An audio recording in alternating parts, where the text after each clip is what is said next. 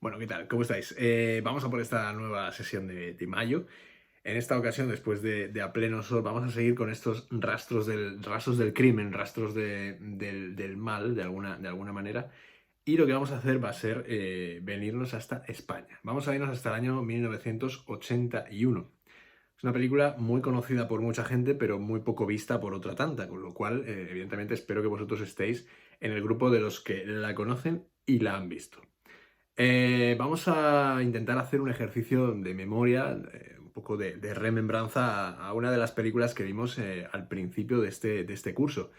que fue aquella que dirigió en el 54 Stanley Kubrick y llamada Atraco Perfecto. Aquella película, si os acordáis, era, o por lo menos versaba o tenía un poco el armazón de este género tan trabajado en la historia del cine como es el cine negro, el film noir. Trazamos un mapa por todo lo que era el cine negro en los dos países más destacados que habían trabajado este cine, que son Estados Unidos y Francia. Y de alguna manera Francia ha evolucionado bueno, ya lo hemos visto en A Pleno Sol, que ha evolucionado hacia ciertas maneras de retratar pues diversas caras y diversas aristas de lo que es el concepto de villano. En este caso también dejando de lado bastantes de las historias de las que se nutrió el cine mudo, o sea, el cine mudo, el cine negro clásico años atrás, quedando por tanto Estados Unidos como uno de los lugares donde esta tipología de género sí que tenía bastante más aceptación. A la hora de viajar por la historia del cine negro nos vamos a encontrar pues toda esa caracterización de seres que están pues al margen de la sociedad, acordados de Atraco Perfecto, ese momento en el que Kubrick y Jim Thompson tuvieron que adaptar la novela de White fijándose en el código Hays en Estados Unidos, que marcaba que la sociedad, o sea, no se podía quedar palpable en la película que la sociedad era la culpable de los actos delictivos sí, bueno, estos individuos llevaban a cabo, sino que las motivaciones tenían que venir por otros lares. Evidentemente en el cine negro normalmente siempre solemos tener, y citamos el mismo ejemplo de siempre, que es Perdición de Billy Wilder, una identificación a cargo digamos que la definición clásica es esa película por el hecho de que es un pobre miserable, se cae en las redes de una femme fatale, que además es un código de personaje muy, muy reconocible a lo largo de la historia del cine, y esa femme fatale está generalmente relacionada con un hombre poderoso, rico, con influencias, y este pobre miserable que se enamora de ella es convencido por parte de esta femme fatale de que tiene que acabar con la vida de ese magnate, de esa persona poderosa, tiene que robarle todo su dinero o tiene que humillarle de alguna manera, generalmente saliéndose ella con la suya en lugar o junto a la compañía de este pobre diablo al que coge también de armas. Esto es una definición muy genérica que evidentemente va cambiando según pasan las películas, porque evidentemente si haces una, haces todas, con lo cual no te funciona el armazón. Hay otra vertiente a partir de los años 50 del cine negro, que no solamente es la femme fatale y el pobre diablo que se enamora de ella y entonces se ve envuelto en una maraña de crímenes, sino que hay otra forma de entender el cine negro como una manera de evolucionar directamente desde las formas que proponía el expresionismo, es decir, todas las películas que tienen que ver más con ámbito policíaco. O sea, el expresionismo me refiero a formalmente, luces y sombras, esos claroscuros muy marcados, acordados, por ejemplo, de M, el vampiro de Düsseldorf, de Fritz Lang, que quizá posiblemente sea una de las más, unas películas puente entre lo que luego cogerán algunos cineastas como idea para rodar sus películas y esa tradición de cine que viene de Alemania, de esos primeros años antes de que en 1933 la UFA, como ya hemos contado muchas ocasiones, pues se dedicara a escoger los platos y la UFA, los técnicos, las cámaras, todos los medios posibles en Alemania del audiovisual para hacer su maquinaria de propaganda, al servicio, claro, del poder. Entonces, digamos que este puente, digamos que nos ayuda a entender un poco más personajes como, por ejemplo, Don Siegel. De Don Siegel sí que hemos visto hay películas muy, muy conocidas. Pánico en las calles, por ejemplo, es una gran muestra del cine de Don Siegel. Y vimos una hace un par de años que se llamaba El Seductor, a colación por el remake que hizo Sofía Coppola llamado La Seducción, en el que, digamos que pervertía un poco el punto de vista original de la película, que si os acordáis era la llegada de un general a una mansión, sí, una mansión que era una escuela dirigida por una mujer con unas chicas a cargo y de repente protagonizada por Clint Eastwood, no sé si os acordáis, y era una película que mutaba desde el drama y desde la identificación con el personaje principal, desde un drama bélico, podríamos decir, hasta una película de terror, porque él era, pues digamos, además acordaos de la escena en que le rompe la pierna, o sea, hay unas escenas muy... que si las recordáis seguro que os viene a la cabeza sin problema. Y Don Siegel es también uno de los artífices de esta nueva versión de cine, estas nuevas versiones de cine que hubo en los años 50. Versiones, entendemos, reconstrucción de géneros y vuelta a hacer nuevas películas a partir de códigos anteriormente establecidos. Tenemos películas de ciencia ficción, él prácticamente fue uno de aquellos directores que también encabezó la nueva reconversión frente a la televisión, en compañía también de Robert Wise, que fue también otro de los directores que fueron más destacados en aquella época. Vimos un día toda esa lista de nombres que nos pueden ayudar a entender muy bien esta necesidad de cambio, igual que la que vimos cuando Mesas Separadas, ¿no? La televisión ya irrumpía y con seriales sobre crímenes, sobre detectives, sobre tal. Entonces el cine tenía que ponerse también las pilas porque si no se quedaba atrás. Entonces ofrecían espectáculos de gran masa, ¿no? Cleopatra, un Ben-Hur, todo este tipo de cosas. Y luego también ofrecían historias que fueran relevantes desde el punto de vista del género detectivesco, incluso una evolución de este cine negro. Hay que entender todo esto porque también viene de la parte de la literatura. Tenemos a Dashiell Hammett, tenemos a David Goodies, tenemos a este hombre que no me acuerdo cómo se llama, el autor del Halcón Maltés, que se me ha olvidado ahora mismo, pero bueno, en algún momento, mira, lo voy a mirar ya que estoy, que seguramente no sea Dashiell Hammett, pero seguramente... Ahora lo voy a mirar, no por cortar el vídeo, porque llevo 6 minutos y empezar otra vez a hacer 7 minutos con todo este discurso que he soltado. Bueno, es Dashiell Hammett, ¿vale? Entonces, Raymond Chandler, perdón, es el que no me venía a la cabeza. Raymond Chandler, Dashiell Hammett, David Goodies, etcétera, son artífices, Lionel White también, son artífices de esta nueva, digamos, revisión de los géneros policíacos, detectivescos, que son llevados al cine por autores como, por ejemplo, John Huston o el propio Don Siegel. Es interesante desde el punto de vista de lo que vamos a ver hoy, sobre todo saber que el director de la película que vamos a ver hoy, que es el Crack, porque ya lo habéis visto en el título, es un amante de todo lo que es la tradición del cine, conoce los referentes, los maneja muy bien y aparte en la literatura de este género también se maneja de una manera bastante brillante. José Luis García no necesita ningún tipo de presentación, evidentemente, solamente con recordar lo que hacía con aquel programa que era Qué grande es el cine, pues evidentemente sabemos el alcance y la personalidad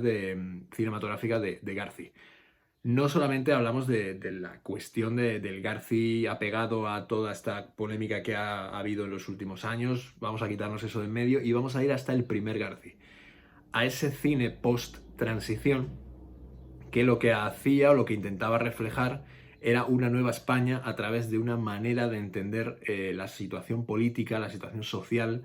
la situación socioeconómica que se vivía en el país a través del cine. Y esto es una cosa que García hizo muy bien a través de películas como Las Verdes Praderas, Asignatura aprobada, o sea, perdón, Asignatura pendiente, o la que vamos a ver hoy, El Crack. Eh, todo lo que conlleva la película y todo lo que encierra ya lo veremos con calma. Lo que quiero es que veáis la película o que la redescubráis con los ojos también de los espectadores del año 81. Vamos a irnos a la misma época en la que se rueda Función de Noche, donde se planteaban temas tan interesantes como por ejemplo el divorcio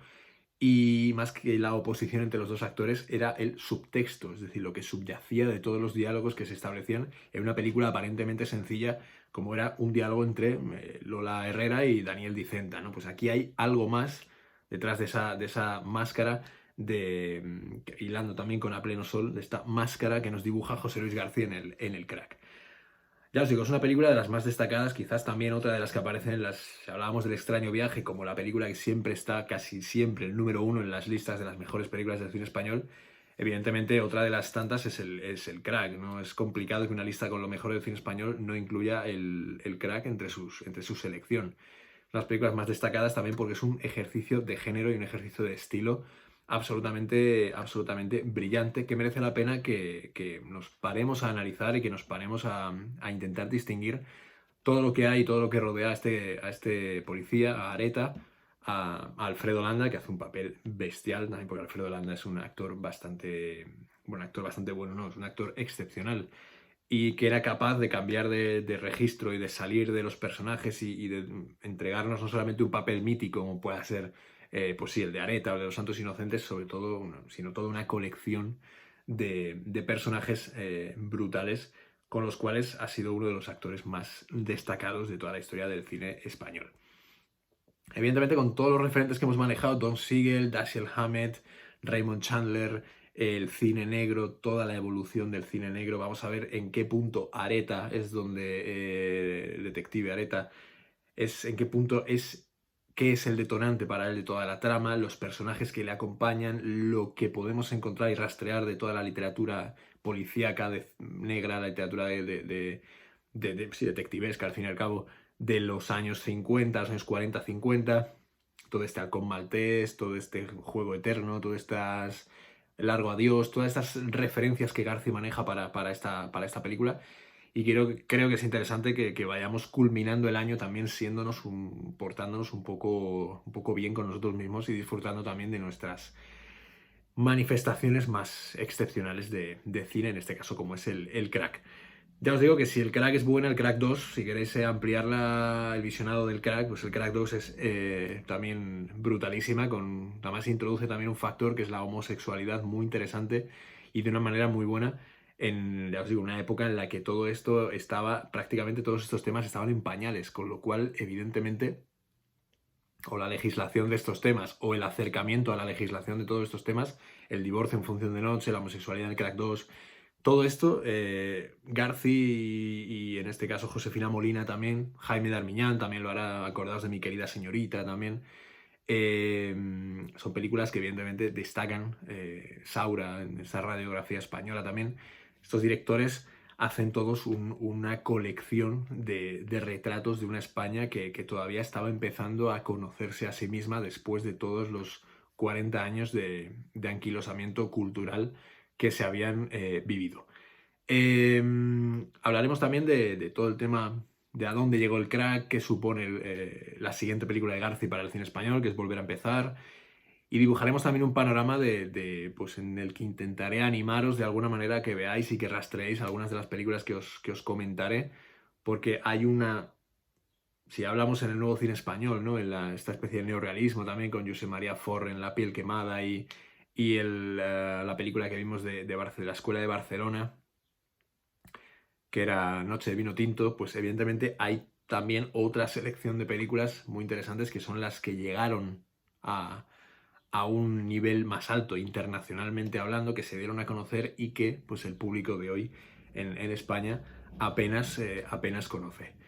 Entonces es muy interesante, también porque nos vamos a detener en un punto muy concreto de la historia de España, que es en el año 1981,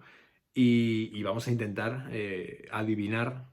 todo lo que sucedía en el cine en aquella época a través de una película que marcó, digamos, una generación, una manera de hacer cine digamos, unas formas nuevas de intentar romper con lo que hasta ahora se estaba dando. Así que nada, intentad, más que nada es una película, ahora sí, más que de formalidad y más que que también, claro, por supuesto,